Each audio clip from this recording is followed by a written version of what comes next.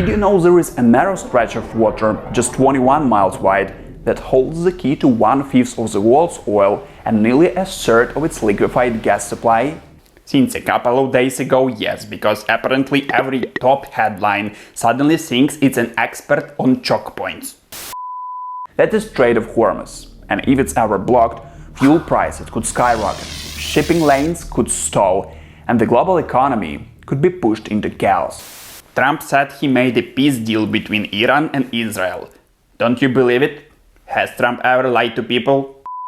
Each day, over 16.5 million barrels of crude, 10.8 billion cubic feet of LNG, and trillions of dollars in goods flow from this narrow road between the Persian Gulf and the Indian Ocean. Following recent tensions in the region, there is growing concern that access to the strait might be restricted.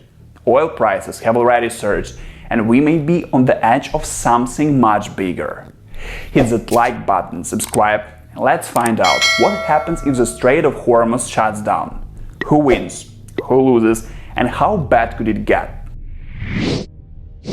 At first glance, it's just a sliver of sea, 21 miles wide at its narrowest point, but the Strait of Hormuz is far from just a geographic detail. It's the world's most critical energy corridor, a maritime lifeline that powers entire continents. Every single day, about 1/5 of oil flow through this waterway. Add to that 1/3 of liquefied natural gas, and you're looking at a trade artery that keeps modern life running, from gas stations in Tokyo to factories in Frankfurt. China, Japan, India, South Korea, and much of Europe rely heavily on this narrow passage for their energy needs. In the first quarter of 2025 alone, China imported 38% of the crude shipped through the strait. That's a staggering volume, with no easy alternative. But the geography of Hormuz makes it as vulnerable as it is vital. The shipping lanes are just 2 miles wide in each direction, and the strait's shallow depth makes tankers slow and easy targets for disruption.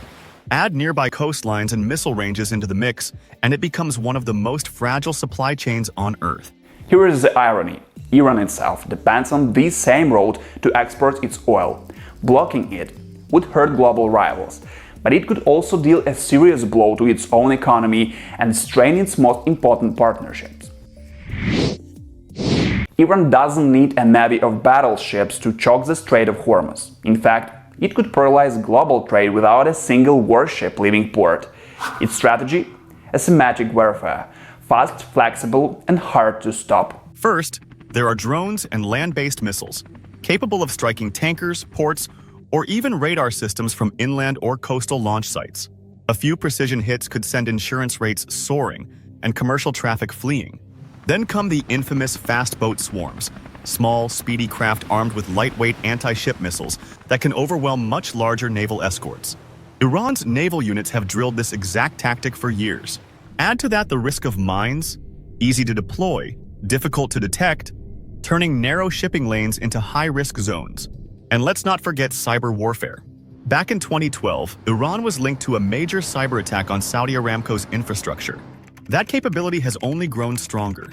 Finally, Iran has seen what works, thanks to its Houthi allies in Yemen.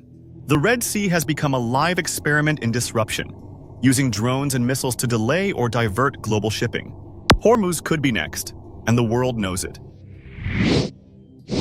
If the Strait of Hormuz is suddenly blocked, the impact isn't gradual, it's instant. Within minutes, oil markets go into panic mode. Crude prices would likely surge past $100 a barrel, with analysts warning it could spike far higher if the shutdown persists. For Asia, the effect would be immediate. Countries like China, Japan, India, and South Korea, all heavily dependent on oil and LNG flowing through Hormuz, would face severe energy shortages, especially in the gas sector. Power grids, industries, and fuel stations would feel the squeeze. Europe wouldn't be spared either. Many nations still rely on Middle Eastern LNG and oil. The sudden cutoff could trigger an energy panic, especially in countries already struggling with high inflation or limited reserves. Global shipping routes would be thrown into chaos. Tankers would be forced to reroute 6,000 miles around the southern tip of Africa, delaying deliveries by weeks and drastically raising transportation costs. And the ripple effects? Inflation everywhere, from fuel at the pump to food in grocery stores. A blocked Hormuz isn't just a regional crisis, it's a global economic shockwave. When the Strait of Hormuz shuts down, not all countries feel the pain equally, but some get hit fast and hard. Asia takes the first blow. China alone receives about 38% of its imported crude through this single choke point. Japan, India, and South Korea also depend heavily on oil and liquefied gas from the Gulf. A disruption means fuel shortages, industrial slowdowns, and rising energy bills, all within days. Europe spirals into crisis next. Many EU countries still rely on Middle Eastern LNG and crude. Eastern and Southern Europe, with limited access to alternative energy routes, would struggle most. Energy prices would spike, straining economies already battling inflation. Australia feels the shock indirectly. While only a small portion of its crude oil comes directly from the Gulf, around 30% of its refined fuel is imported from Korea and Singapore, both of which process Middle Eastern oil. So, if Hormuz shuts, so does a major part of Australia's supply chain. And then there is Iran itself. Closing Hormuz would block its own oil exports and could alienate China, its biggest consumer and diplomatic shield at the UN. In short, closing the strait might seem like a power move, but the collateral damage is massive and global.